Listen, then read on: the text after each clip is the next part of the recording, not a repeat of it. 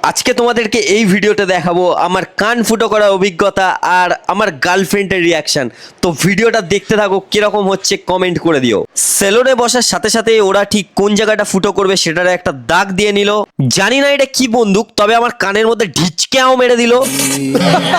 চোখ বন্ধ করে খুলেই দেখি কানের মধ্যে একটা দুল বসে গেছে। তারপর আমি অস্মিতাকে ফোন করে বলি আমি তোমার সাথে দেখা করতে আসছি, তো আমি দেখা করতে যাচ্ছি।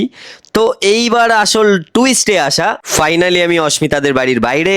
এবার দেখতে থাকো কি হয়। আমি জানি না আমার কপালে কি আছে, ভগবান বাঁচিয়ে নিও।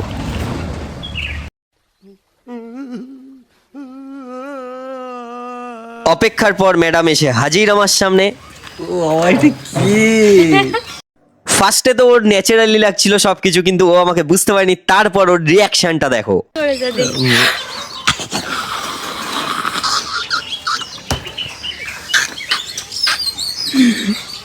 কবে করছো তুমি এসব? কেন করেছো? কালকে রাতে কেন? পাগল বিচ্ছু। বাজে লাগছে। দেখি এটা সত্যিকারের কিনা।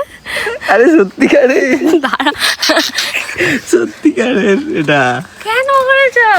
অনেক কষ্টে ওকে ম্যানেজ করেছি। ম্যানেজ করার পর আমরা চলে যাই একটু জিমে, তারপর জিম করতে থাকি। জিমের থেকে আজকে একটু ফটো বেশি তুলেছি।